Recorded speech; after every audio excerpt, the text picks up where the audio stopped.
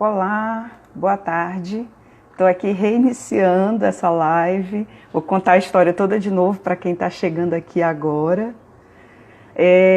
A nossa conversa de hoje, ela traz um tema estratégico, importante, que é a convivência com o semiárido, né?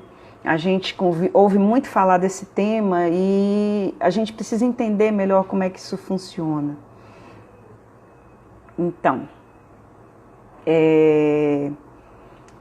antes de falar de convivência com o semiárido, é importante dizer, aliás, eu faço questão de dizer da minha admiração pela ASA, a ASA, que é a Articulação Semiárido Brasileiro, que reúne várias entidades que lidam diretamente com agricultoras e agricultores familiares, garantindo não apenas a segurança de ter a água para beber, mas para se alimentar, para produzir, e tem feito muita diferença no nosso semiárido. E isso é um conhecimento que foi construído por meio de muitas trocas, muitos anos de experimentações, e que agora, dentro de um novo projeto, está se expandindo. Ontem, a ASA lançou o projeto DAC, Semiárido Vivo. DAC é uma sigla do inglês, Dryland Adaptation Knowledge Initiative.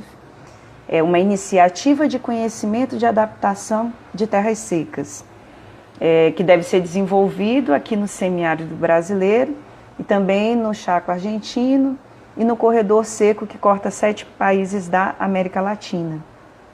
E para detalhar sobre esse projeto e outras ações e desafios da ASA, hoje nós vamos contar com a participação do Antônio Barbosa.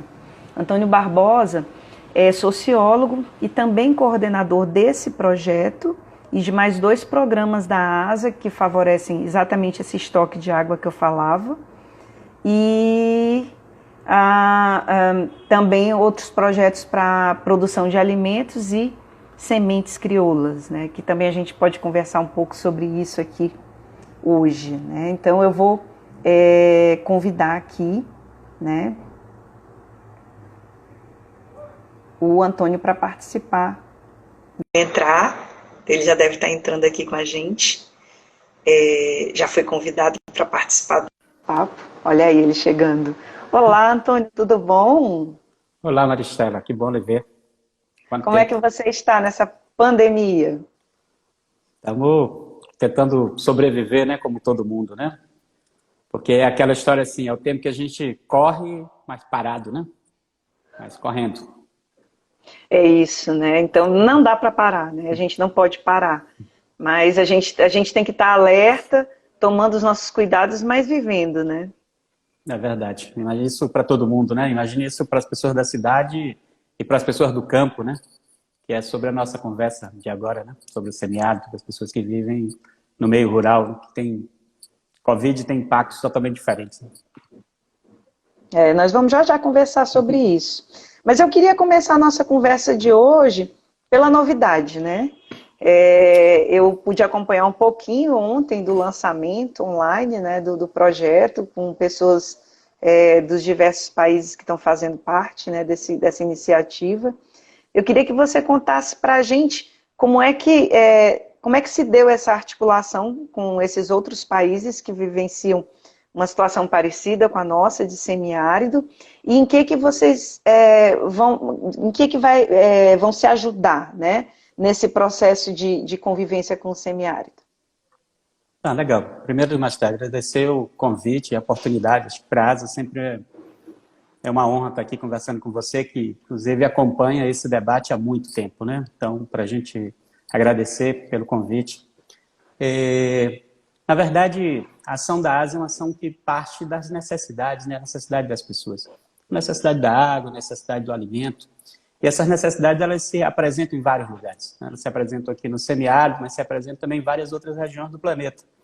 E o semiárido tem uma experiência que eu acho que é uma experiência muito rica, que é nova, que é essa experiência de juntar pessoas, onde as pessoas mudam a vida delas. Por que é que eu estou começando essa fala assim, Maristela? Para dizer que A ASA, pelo que ela construiu desde a final de 2014, 2015, ela começou a fazer um debate da necessidade de contribuir também com outras regiões e também a necessidade de aprender com outras regiões. Porque muitas das coisas que a gente faz aqui servem para outras regiões, muitas coisas que outras pessoas, outros povos fazem em outras regiões servem para cá. Então, a ASA iniciou um processo de fato, do que a gente chama de cooperação sul-sul, que é assim que é conhecido tecnicamente, e nós iniciamos um debate, inclusive, com a FAO, que eu queria fazer, inclusive, aqui um registro, no sentido de aproximação com a região do Sahel, com a África subsaariana, que, como é conhecido, assim, uma das regiões que mais tem sofrido com o impacto das secas e que vive questões que a gente já viveu no passado, que ainda bem que a gente não vive mais, mas com mortalidade infantil em grande quantidade, mortalidade materna, onde as pessoas não têm acesso a um conjunto de políticas. E a ASA iniciou um processo de contribuição com aquela região e eles lançaram, para nossa alegria, em 2018, Maristela, eles lançaram o programa 1 milhão de cisternas para o Sahel, e onde eles estão, inclusive, construindo um conjunto de tecnologias, porque é uma ação que deu certo no Brasil e que também pode dar certo naquela região. Não só cisterna, porque cisterna é uma coisa que dá certo para cá, mas pode ser que lá tenha um conjunto de outras iniciativas, mas essa estratégia do estocar, de transformar isso enquanto política pública. Isso para falar de uma região. Nós também iniciamos um trabalho em uma outra região, que foi no Corredor Seco, aqui da América Central, que é uma região também com muitas dificuldades. Nós estamos falando ali do El Salvador, Guatemala, Nicarágua, sobretudo, Honduras. E para quem está nos ouvindo, Maristela, nós estamos falando de duas regiões, que são as duas regiões hoje no planeta, onde você tem migração em massa das pessoas. Então, nós estamos falando do Corredor Seco, que é aquela população que saiu caminhando, tentando entrar nos Estados Unidos, ali pelo México, sobretudo mulheres com crianças, numa situação fugindo da fome, mas fugindo também da violência, do narcotráfico, de não perder seus filhos. A gente tem todo... E de uma região da África também, que é aquela região que está tentando sair também de lá para entrar na Europa, e aqueles barcos, ou seja, é uma ação de duas regiões geográficas no planeta que tem uma importância muito grande, que precisam ser olhadas não como problema, mas como ser solidário e como construir soluções para essas duas regiões. Eu acho que quero registrar isso porque é o que a ASA tem feito nesse último período. E de lá para cá, esse debate tem avançado, e mais recentemente, tanto a ASA como uma outra rede, que é uma plataforma de semiáridos, que atua também na América Latina, começaram a discutir uma ação junto, no sentido do que é que a gente pode fazer junto. E aí surgiu a ideia do DAC, que é o quê? Que é um projeto que junta as três regiões semiáridas, o semiárido brasileiro, com toda a sua diversidade, um semiárido mais populoso, com muita gente, o Grande Chaco, ou como a gente chama Chaco Trinacional, que junta ali Argentina, Bolívia e Paraguai, e essa região do Corredor Seco, que começa necessariamente ali pelo México e vem descendo até Costa Rica. E a ideia é o quê? A ideia é olhar para essas regiões e partir do que essas regiões já têm acumulado. Porque sempre os projetos é assim, vamos encontrar um problema e vamos partir dos problemas. Não, a ideia é assim, nós vamos partindo de soluções e como ampliar essas soluções. Porque nós acreditamos assim, que as soluções elas já estão dadas. As famílias sabem construir as soluções. Imagina uma família que vive no semiárido, com todas as dificuldades que pode ter, que não tem água, que não tem terra. Terra é um tema, inclusive, super importante nesse debate. Que não tem as condições, sobrevive. Então, nós temos que aprender com esse povo. Então, o que é que esse povo faz? Essa é a pergunta que a gente deveria estar fazendo. O que é que esse povo faz para sobreviver? E como apoiar essas iniciativas? Que é o Programa 1 Milhão de Cisterna. O Programa 1 Milhão de Cisterna não é uma invenção da ASA. O papel da ASA foi sistematizar o que acontecia e propor em política pública. Então, o grande desafio do DAC é identificar o que existe nessas regiões e propor essas soluções em escala, para todas as pessoas, para todo mundo. Então, qual é a solução para garantir água para essas pessoas? Propor isso para a América Latina, propor isso para o Corredor Seco, propor isso para a Argentina, para a Bolívia, para o Paraguai, ali para o Chaco, e propor isso para cá.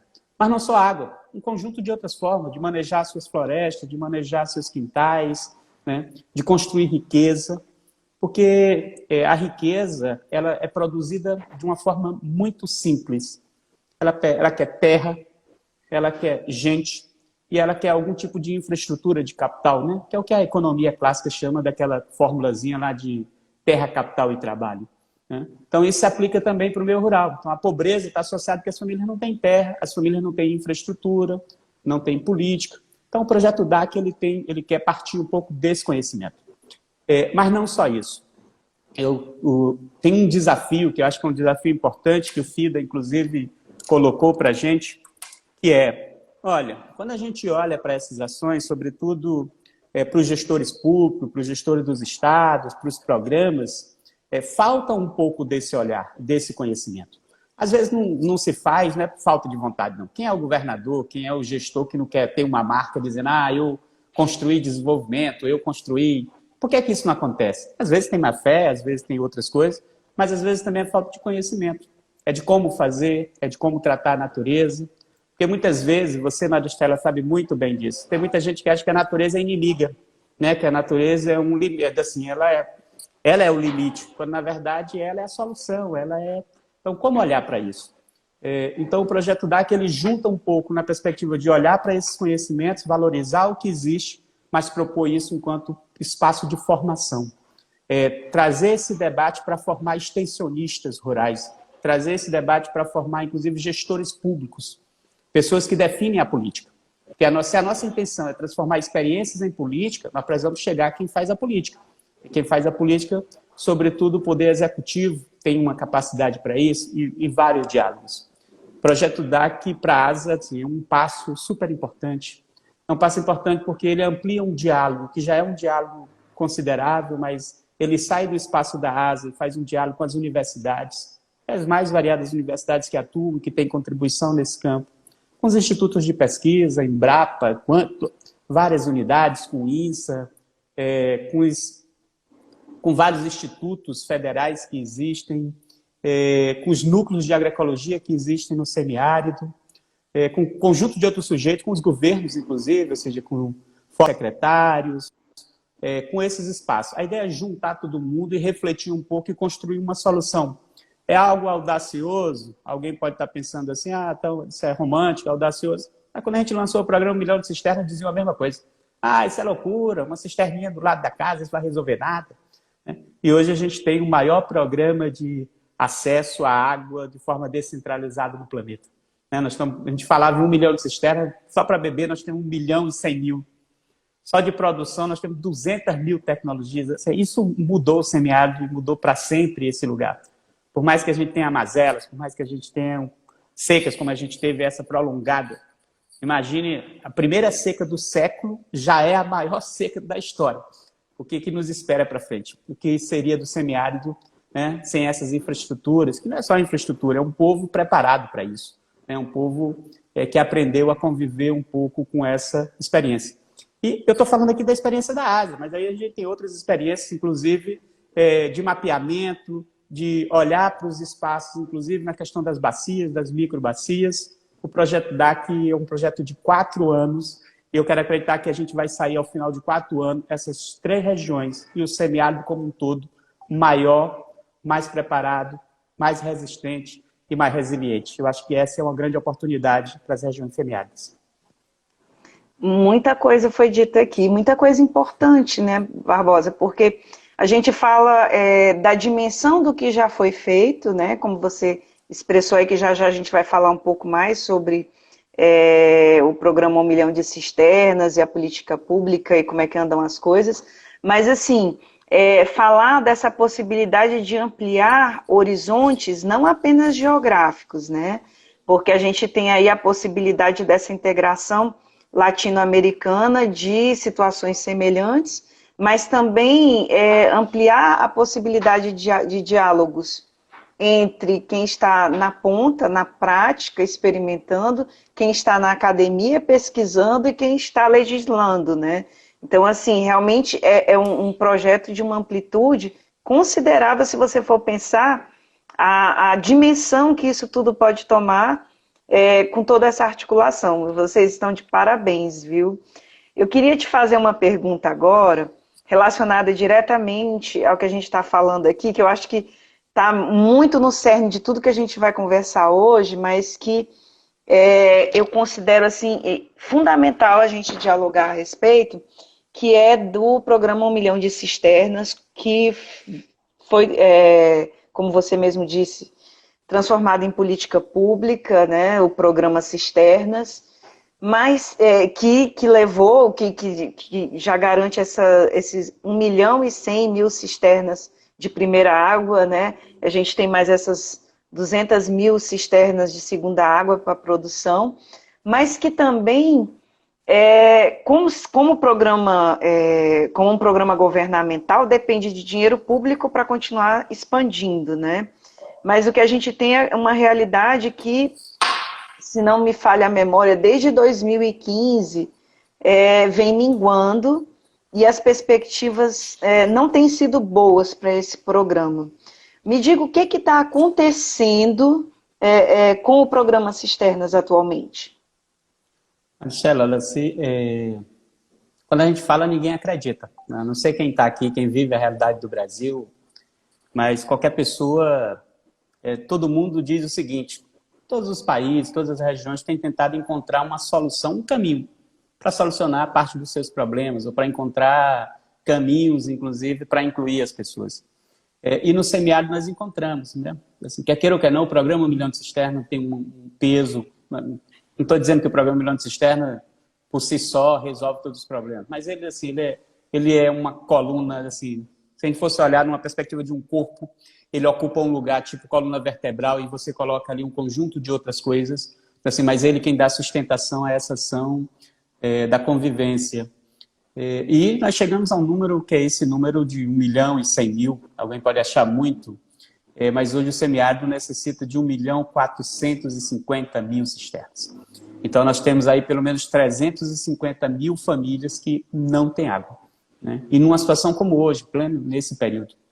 E um projeto que, além de já ser testado, provado, ou seja, tem vários estudos nas mais variadas áreas. Na área da economia, tem estudo sobre o programa. Na área da sociologia, tem estudo sobre o programa. Na área da geopolítica, estudo sobre o programa. Da antropologia, da saúde. Ou seja, é um programa testado, analisado por vários viés. E é um programa, inclusive, que eu dizia agora, ou seja, é um programa que tem sido referência como solução para outras regiões. E é esse programa que hoje o governo brasileiro não coloca um único centavo. Então, quando você olha... E aí, desde o início, ou seja, existe uma tentativa de negar as coisas. Aí nós vemos um negacionismo que todo mundo está acompanhando. O programa 1 milhão de cisternas, ele é vítima desse negacionismo. Ele é vítima, inclusive, desse momento que o país vive, né? Que é um momento de dizer, não, nada funciona, tudo é ruim, tudo é isso, tudo aquilo, e nega, inclusive, o que é bom.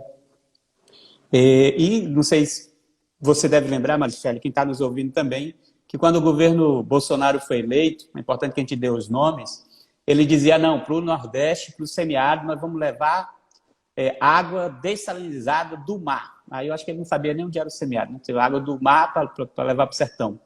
E está em trabalho na história dos dessalinizadores, que inclusive é uma tecnologia válida, é importante dizer isso. Nós não somos, eu acho que a ação da ASA é no sentido de garantir água.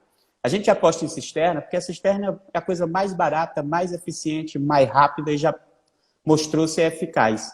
Mas só a cisterna também não resolve. A gente precisa entender a água como um sistema, né, como outras coisas. Imagina, nós tivemos a seca agora, nós precisamos de água de carro-pipa.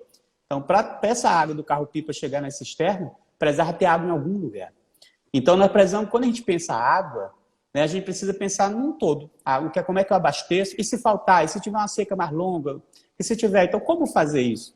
Então, para a gente, a água ela é fundamental. Não é só a água da cisterna, mas é uma política de água. E hoje a gente já pode pensar nisso, numa política de água. E a gente não tem uma política de água.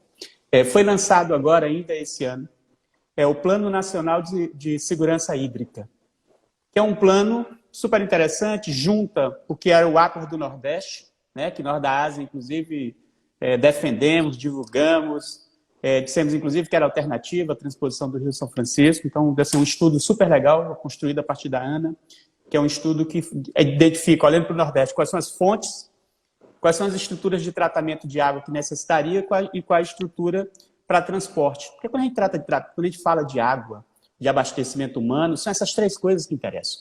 Fonte, tratamento e transporte. Não necessariamente tratamento e transporte, pode ser eu posso tratar perto, eu posso transportar primeiro, mas são esses elementos.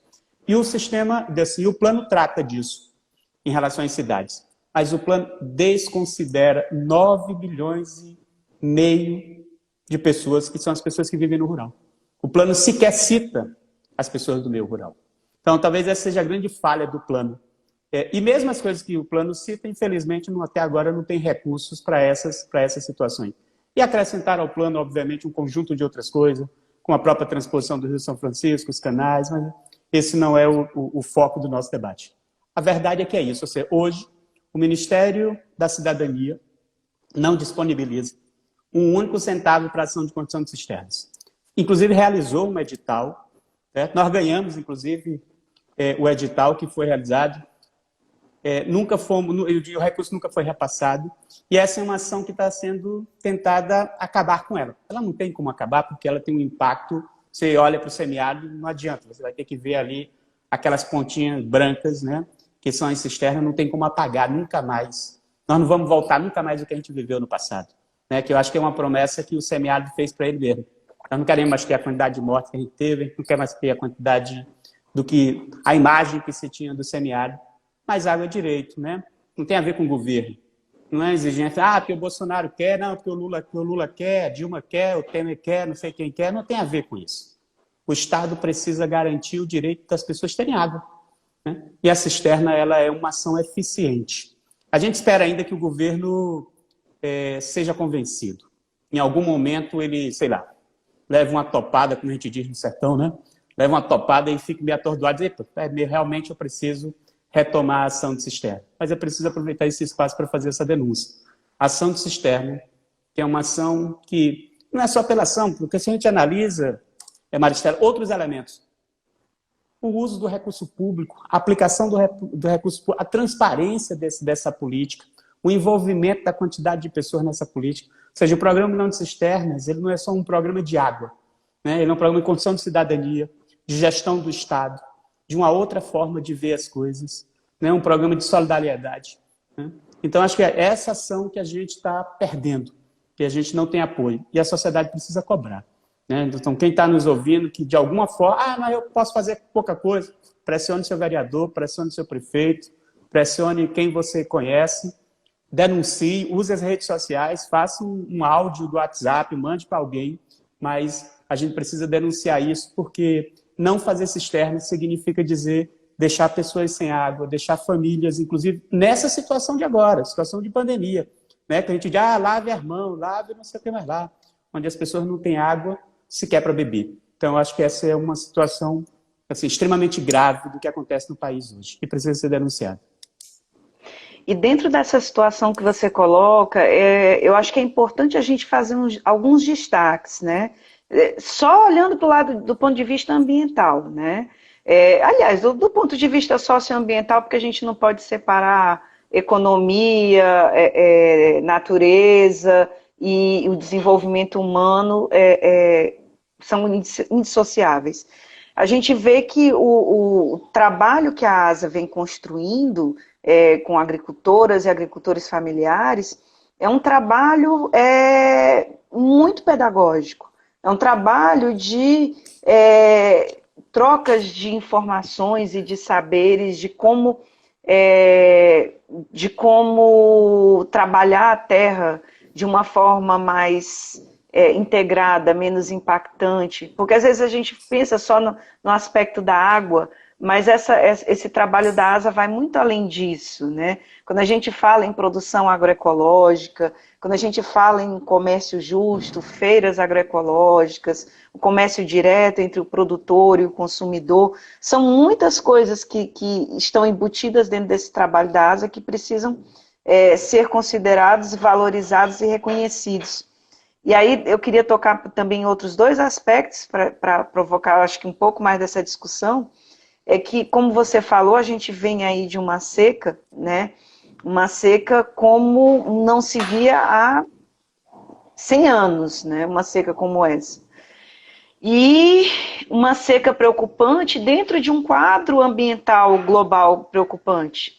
Porque o que nós a gente vem sendo alertado dia após dia pelos pesquisadores é que a tendência com o aquecimento global do planeta é que os eventos extremos fiquem cada vez mais extremos. Qual é o evento extremo do semiárido? É falta de chuva. Então a gente tem que estar preparado para isso, e eu acho que essa é uma construção que prepara para isso. E aí a importância de você levar isso para outros lugares, para cada vez mais pessoas estarem preparadas. A gente precisa ver que a gente teve aí essa quase década, né? Porque tem municípios do nosso semiárido que ainda não está chovendo bem, né? A gente tem que reconhecer que está chovendo em alguns lugares e outros não, né? Aqui no Ceará deu uma melhorada, mas a gente sabe que chove aqui, não chove ali, né?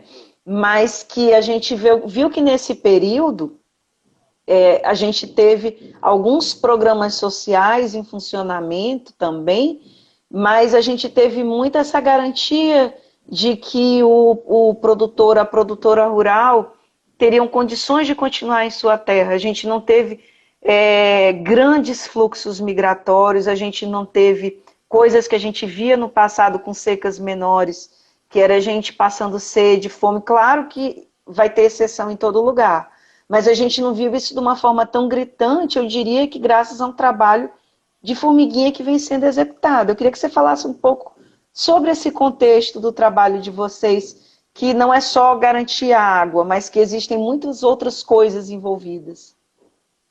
Legal, obrigado pela oportunidade, Marcelo. Primeiro, assim, a ação da ASA, é isso que você diz, a água é um elemento importante, porque é uma região que essa é uma característica. Mas o semiárido tem água, né? Ainda tem esse outro elemento. A gente saiu, mas a ação central da ASA é a ação da convivência com o semiárido, né? Que é essa pegada, inclusive, do respeito às características que tem o semiárido. Ele tem limites, mas assim, esses limites muitas vezes são limites que são importantes para a natureza. Nós estamos falando de um outro elemento que é muito importante, é a própria perspectiva da segurança e da soberania alimentar. Se falava dessa seca em muitos lugares. A última vez que choveu esse ano foi em 2009. Então imagina, nós estamos falando de crianças que têm 11 anos que nunca tinham visto chuva, com essa intensidade que teve esse ano, e não são em todos os lugares, mas esse ano, quando você olha no geral, você chegou no patamar de 2009, né?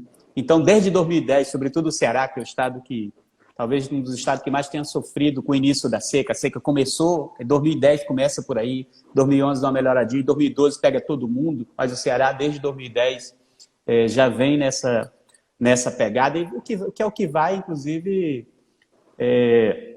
revelar a quantidade de água que tem nos reservatórios. Tudo. Mas a ação da ASA é isso. A ação, assim, primeiro, é uma perspectiva no campo agroecológico, né? Nós estamos falando de produção de alimentos e produção, inclusive, de alimentos saudáveis. O semiárido brasileiro hoje, possivelmente, já seja a região que produz a maior quantidade de alimentos saudáveis do lado das suas casas, está associado aos quintais produtivos. Esse é um trabalho, sobretudo, de contribuição das mulheres, né? Porque as mulheres, elas têm muito dessa ideia de, não, a alimentação tem que ser algo saudável, eu não vou dar para minha família uma alimentação que tenha veneno, um alimento. Então, todo esse debate no campo ecológico, do cuidado, inclusive, das sementes, né? Ou seja, tem todo um trabalho hoje de guardiões e guardiães de semente, onde as mulheres novamente dão um show nesse campo. É toda uma perspectiva de cuidado em relação à saúde, a partir das plantas medicinais, né? De um conhecimento tradicional que existe nessa perspectiva, toda a prática no campo da agrofloresta, né? Do manejo da caatinga, de várias formas de manejos de solo, né? De várias formas de manejar água, inclusive associada ao manejo de solo, numa perspectiva de desenvolvimento econômico e ecológico, ou seja, que valoriza essa perspectiva de desenvolvimento econômico, mas olhando, sobretudo, também para outros tipos de rendas, que são as rendas que normalmente não são valorizadas, né? Num olhar, inclusive, a partir da economia feminista, né? Que valoriza o trabalho produtivo, reprodutivo, o trabalho do cuidar, todo um olhar para essas questões, todo um debate sobre a questão dos processos de desertificação que estão se alargando no semiárido, né? Todo o cuidado sobre a questão do conhecimento que existe. A ASA tem o centro do conhecimento da ação da ASA é o conhecimento das populações tradicionais. É importante dizer isso, sabe por quê? Porque, além dos programas de cisterna, que a gente fala em números grandes, tá? Nós possivelmente tenhamos hoje um dos maiores, se não o maior, programa de intercâmbios entre agricultores e agricultoras. Então, o agricultor sai de Minas, vai para a Bahia, vai para Sergipe, vai para o Piauí, outro que vai ou seja, é um intercâmbio, um circular de pessoas, que significa dizer circular de conhecimento, material que se perdeu. Alguém saiu daqui, alguém saiu aqui de Pernambuco, foi lá para finalzinho da Bahia, ali na divisa com Minas, encontrou um milho que não via desde quando era criança. Epa, esse milho aqui nós perdemos na nossa comunidade e volta esse material. Então, assim, eu acho que é isso. Nós estamos falando de um semiárido vivo, né? Nós estamos falando de uma ação que é a água, eu dizia, a água, ela ajuda, né? Ela entra nesse momento, mas ela cria processos vivos. O semiárido é um dos lugares mais belos, né? No sentido, é um lugar onde a vida pulsa, né? Ou seja, pulsa nas comunidades, onde as pessoas discutem, as pessoas produzem conhecimento. E eu acho que é essa riqueza, ok? É essa rede de pessoas, de ideias, de transformação, a necessidade de mudar, né? Eu acho que isso é muito legal, porque eu estava vendo esses dias uma entrevista da professora Tânia Bacelar, eu tenho inclusive citado isso em vários outros lugares, por conta do centenário de Celso Furtado, né? Que nós vamos pensar o Nordeste, toda a contribuição que se teve, e ela dizia, olha, possivelmente um dos períodos mais efervescentes de pensar o Nordeste tem sido agora. Com tudo que está acontecendo, com a história das redes, com a história do consórcio de governadores, com a história do comitê científico, ou seja, nós estamos retomando, revigorando isso, né? E é bom que esteja chegando nessas esferas aí da academia, chegando nas esferas do governo, porque na população isso já começou há muito tempo.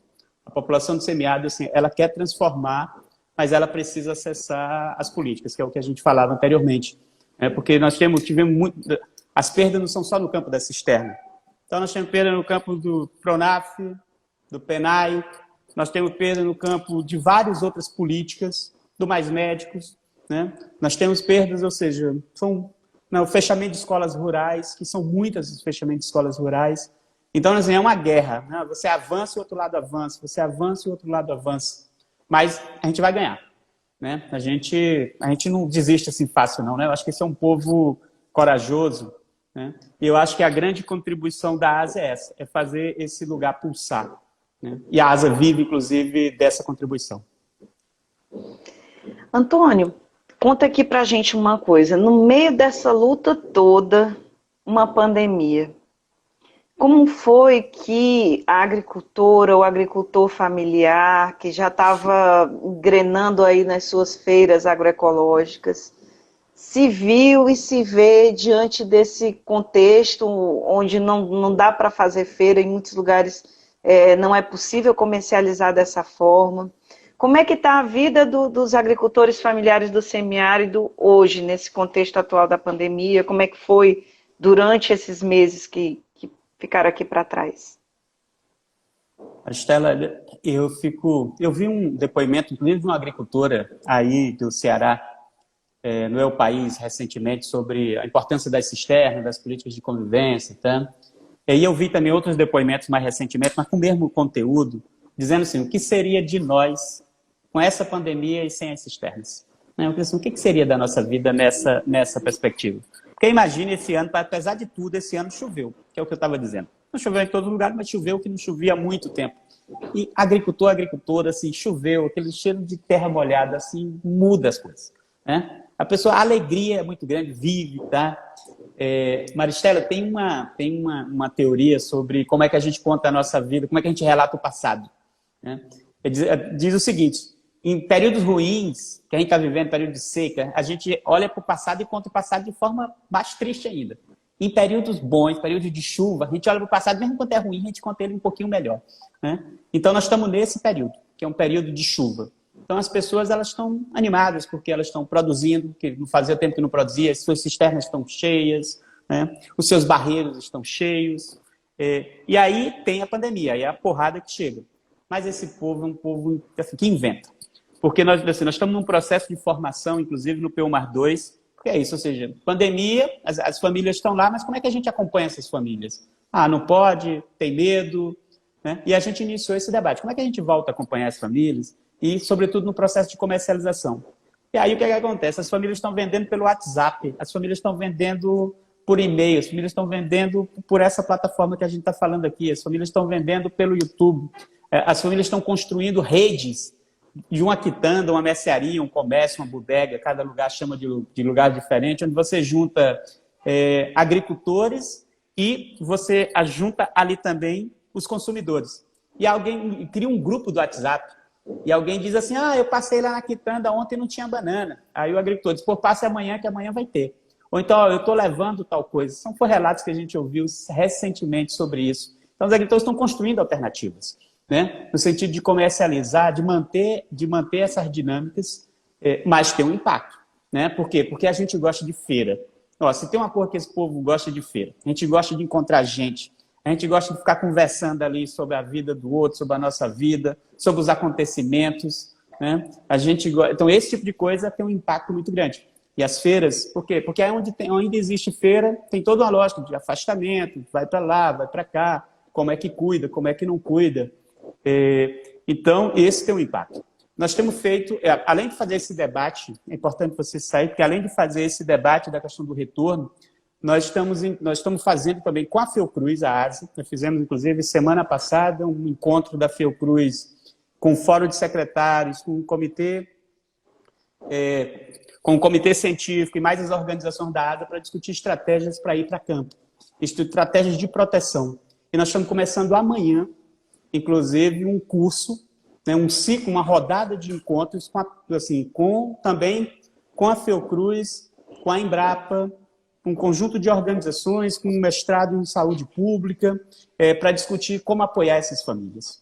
Por quê? Porque toda a nossa história, Maristela, estou falando sempre isso porque você conhece e acompanhou bem essa mudança nesse lugar, foi de isolamento. Então, a seca isolava as pessoas, e o isolamento ele traz tristeza, ele traz violência simbólica, que é aquela que faz que você acredita que você não é capaz, que é o que a gente viveu durante muito tempo.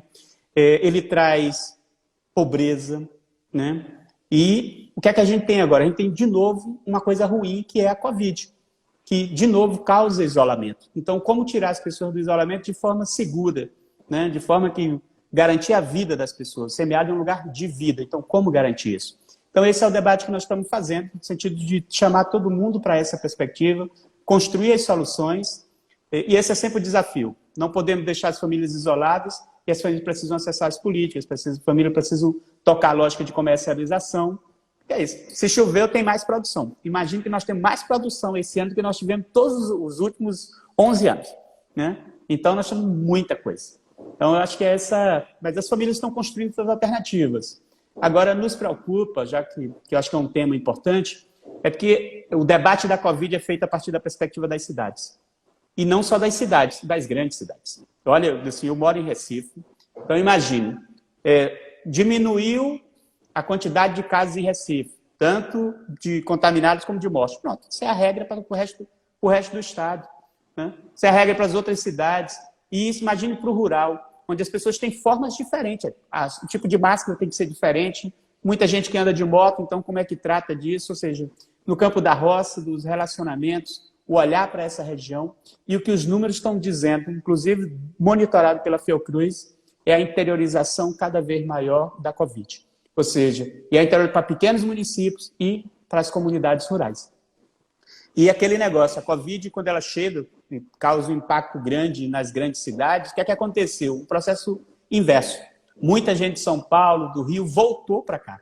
E voltou para os seus lugares de segurança. Onde é o meu lugar de segurança? É lá no meu sítio, é no meu rancho, né? É lá no meu interiorzinho, ou seja, esse é o meu lugar de segurança. E muitas dessas pessoas também vieram contaminadas, infelizmente. E isso tem ampliado a quantidade de contaminados e de mortes. Ou seja, nós temos vários relatos em vários lugares, em quase todas as cidades do semiárido, das pessoas que a gente tem conversando de casos. E uma situação para quem... Porque o que é que a gente considera, qual é o debate hoje que se tem sobre a Covid? Não, o número de casos não pode ser maior do que o número de leitos de UTI, para que permita que, caso você piore, você tenha acesso ao respirador. Então, no semiárido não tinha que ser nada, porque não tem quase nada de UTI, não tem respirador, não tem... Estamos falando de uma população totalmente desassistida, né? Que não tem para onde correr, que não tem... Mas a sensação que passa agora é que não, tudo acabou, tudo bem, a vacina vai chegar, quem morreu, morreu, quem não morreu, felicidades e tal. Então, eu acho que esse é um tema que a gente precisa tratar com muito cuidado, né? Sobretudo olhando para as populações mais vulneráveis, que são as populações que, eu falo de UTI, respirador, mas estamos falando de população que não tem água. Estamos falando de 350 mil famílias que não têm água nem para beber, né? Então, é dessas famílias e essas outras que têm cisterna, assim, tem água para beber, mas também não tem água para outros usos. Não tem água para os usos domésticos, acesso, para lavar as mãos. Então, nós estamos falando ainda de uma região de vulnerabilidade.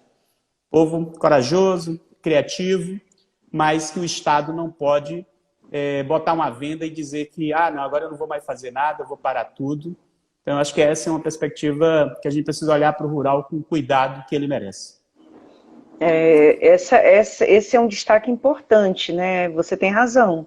A gente que está em casa, que tem esse privilégio de poder estar em casa, acompanhando os noticiários, a gente realmente não ouve falar no mundo rural, nessa realidade, nessas diferenças. Esse tipo de avaliação não é comum.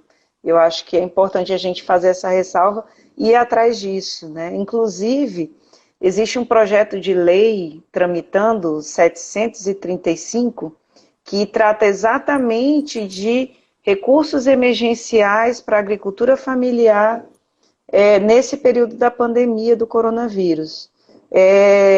O que você pode dizer sobre esse projeto de lei? Como é que ele está tramitando, Antônio?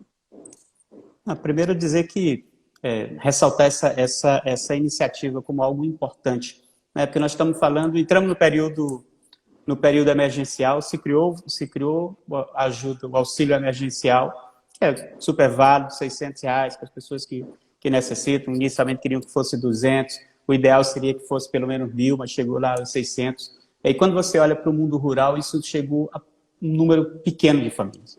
Não chegou a todas as famílias que necessitavam disso.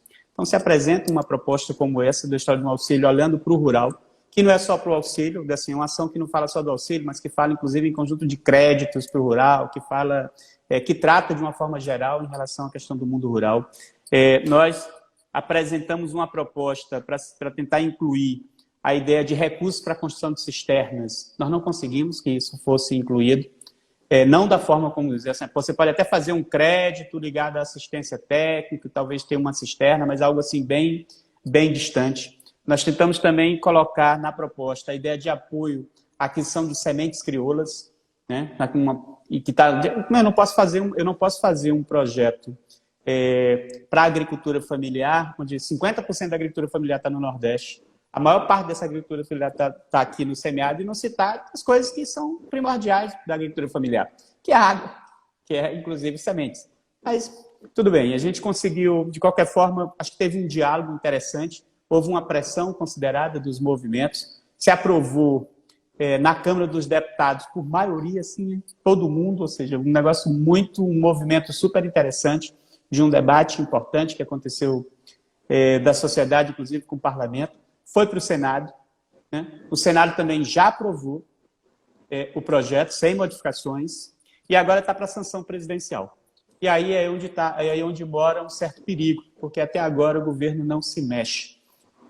Os movimentos têm feito pressão, a ASA, a ANA, a CONTAG, o MST, o MPA, conjunto dos movimentos do mundo rural, tem feito pressões, inclusive, para que saia a sanção presidencial. Não sabemos o que é que pode vir, se o presidente vai vetar algum pedaço, se ele vai vetar todo, se ele vai aprovar como um todo, e vai deixando o tempo passar.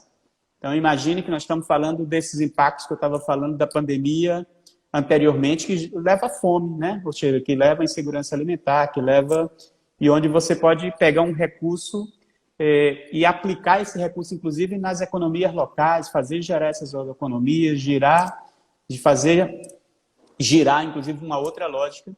E até essa altura do campeonato, nós não sabemos ainda como está a história, se o presidente vai ou não sancionar, quando vai sancionar ou não, né? E precisamos pressionar o presidente para que saia, né? Porque as pessoas necessitam, é urgente, porque já basta o que já não existe, já basta o que já parou, né? É necessário começar a fazer outras coisas, não, Estela? Pois é, Antônio, a gente conversou aqui hoje sobre muitas questões importantes, a gente falou sobre água, sobre agroecologia, sobre políticas públicas e iniciativas para a convivência com o semiárido, sobre intercâmbios, sobre ampliação dessas atividades. É muito animador a gente falar de coisas boas que aconteceram, coisas boas que estão acontecendo, mas é claro que a gente tem que enxergar a realidade com os olhos do bom senso, né? E tentar enxergar que tem coisas que estão caminhando bem, outras nem tanto, que a gente precisa melhorar, mas que a gente precisa estar vigilante, atento, como você disse, cobrando, né? Cobrando dos parlamentares, cobrando do governo, dos governos, né? Que a gente também tem os governos estaduais e municipais, que também tem seu papel nessa atuação. E, assim, quando a conversa é importante, né, como essa que a gente está tendo aqui hoje, o tempo passa rápido, a gente já está quase nos nossos minutos finais. Mas, assim, eu queria, antes de passar para você dizer o que você ainda quer dizer para a gente, antes da gente se despedir, eu queria agradecer muito por tudo que a ASA tem feito, por tudo que vocês têm realizado, por terem aceitado esse convite para conversar com a gente, por desenvolverem tantas coisas importantes para o Brasil e para o planeta, né, eu diria. Porque eu acho que a gente não pode resumir o trabalho que a ASA faz, o trabalho que vocês fazem, que as agricultoras e os agricultores têm feito, como uma coisa local. O local é importante, é fundamental, a gente tem que pensar nele, mas a gente tem que olhar de uma forma global, né? A gente vive em um planeta, a gente vive em um ecossistema, a gente precisa dos recursos ecossistêmicos para viver, para tudo, né? E a gente tem que olhar para isso com cuidado, e eu acho que é esse exercício que vocês vêm trazendo e que tem sido tão relevante para nós. Eu tenho, ao longo da minha carreira, da minha vida, eu aprendi muito com vocês, participei de alguns dos encontros, tive a honra de ser convidada a participar de alguns dos encontros de vocês, e assim, só tenho gratidão pelo trabalho que vocês fazem, pelo aceite do convite de participar aqui dessa conversa hoje, e queria agora que você falasse o que você ainda quiser falar, para se despedir também, enfim. Maristela, a gente que agradece, você sabe disso, então não vou nem florear muito não, porque é sempre um prazer estar com você e as contribuições que você faz são sempre muito bem-vindas, e eu acho que o resultado da ação da ASA é o resultado das parcerias, eu acho que não teria nada diferente disso, né? Tem uma força das famílias, tem uma força das organizações, mas tem uma força também de vários outros lugares.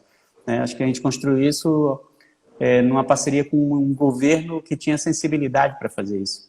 E o governo, assim, trabalha com o que é do povo, então ele precisa continuar tocando, independente de que governo seja esse. Acho que é importante reforçar isso, porque a responsabilidade com o bem-estar das pessoas é do Estado. E o Estado precisa assumir a sua responsabilidade, não pode fugir a essa responsabilidade porque pensa de uma forma ou pensa de outra.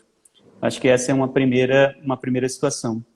E dizer que eu acho que a gente vive momentos diferentes, é verdade, mas assim, acho que tem saídas que talvez a gente possa construir. Eu acho que tem um diálogo que eu quero anunciar, inclusive aqui, aproveitar esse espaço para anunciar, que é um diálogo que a ASA está fazendo, inclusive, com o consórcio de governadores, né, no sentido de construir talvez uma política mais regional, uma forma de garantir recursos para a água, para retomar a ação junto às famílias. Estamos discutindo as formas, não é possível ainda adiantar quais são essas formas, mas quero dizer que até o final desse ano a gente deve ter surpresas boas no sentido da retomada de algumas ações a partir desse espaço, tanto da retomada da ação de sementes, como também da retomada da ação de condição de cisternas para beber, para produzir, né?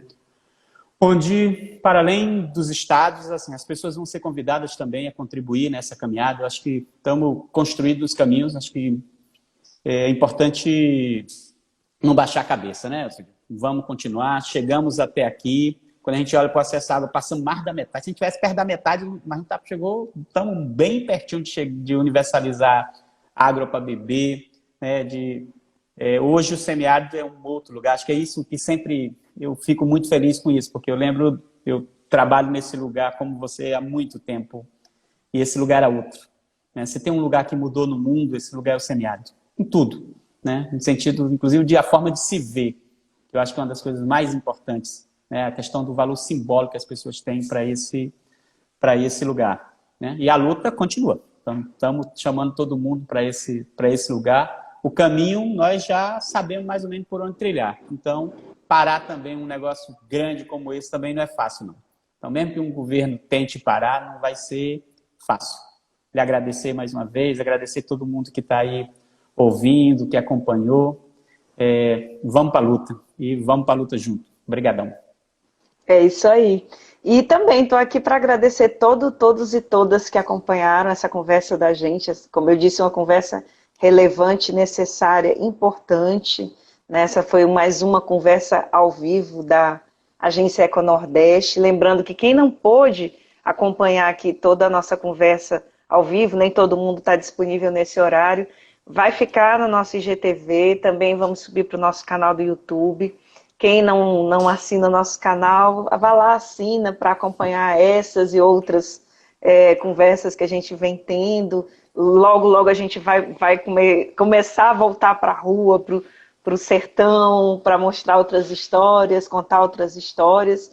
E também que vocês acompanhem nossos conteúdos, né, no nosso site. Assine a nossa newsletter, a gente está já produzindo conteúdos exclusivos que chegam diretamente no e-mail de vocês, é só assinar lá no site.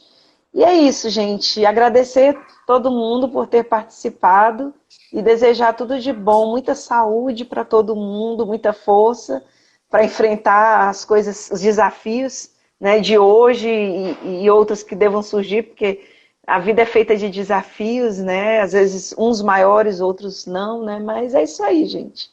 Obrigada, Barbosa, por tudo. Obrigado, Marcelo. Até a próxima, viu? Depois a gente pode conversar sobre outros temas. Claro. Tudo de bom. Tchau, gente. Obrigado, tchau, tchau.